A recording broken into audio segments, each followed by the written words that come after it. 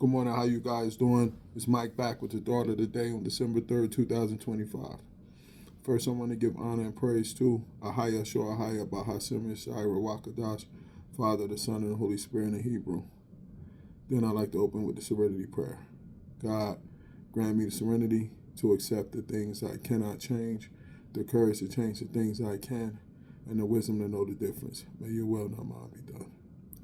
Today I want to talk about I watched the first episode of the Diddy documentary. First of all, I just what 50 Cent did to put this out there.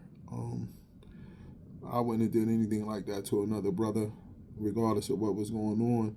But I must say, the episode one, and I'm glad I saw that first episode, because with me, I always look at the root cause of situations.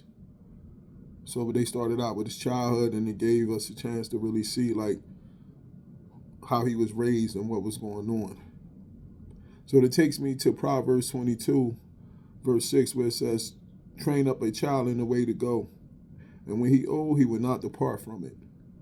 When we first read that when we're young, we understand that it's if you train him up into being into the Most High, then he will cleave to those understandings, especially when he get older.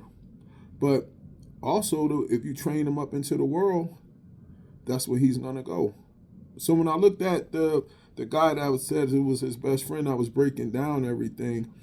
Young fella really never had a shot, man. Being raised in that kind of household, father died when he was very, very young. Father murdered, and all he got was a newspaper article about him, and heard that how gangster he was and this and that, and not having his father there, but just an image of what he think his role model was. So then that's gonna pump insecurity in him, and he's gonna want to cleave to something to fill that hole.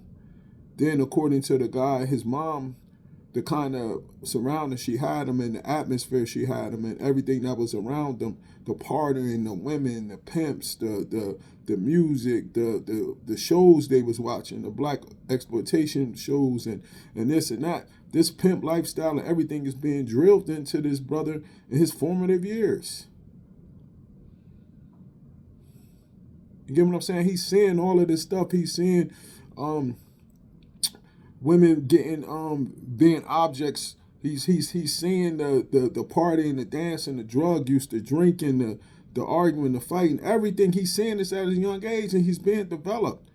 Then the brother said they was going to Harlem all the time, and she was basically pushing them around as she was hustling. Now this is coming from the account from the guy, so I don't know, but this is what he's saying. He's saying from firsthand experience, him being in the car with those rides and this and that. So this brother is being raised into this type of situation. Brother never had a chance, man. Wasn't no righteousness getting pushed into him as a young age. Then you get to the city college situation, where those people died, man, from getting trampled, getting smashed, man. And my prayers goes out to those people who lost their family in that tragic situation. But what's real eerie about episode one was when he was walking away and they was carrying one of the people, and he just had this kind of look on his face. It was like an eerie type look. And then when him and Eric Sermon said that, first Eric Sermon said that incident made him famous, and then he said that incident made him famous. He got famous from a tragedy. That made the thoughts of a sacrifice come into my mind. You know what I'm saying? Like, because Satan gives us fame. And I don't know if he planned it or anything like that, but that scene and the way they did it, maybe they did it like that, it made the thoughts of a sacrifice come into my mind. But when I look at this brother, he really never had a shot to live a regular, righteous life. Nothing was put in him at that young age. Everything that was put in him was to chase instant gratification.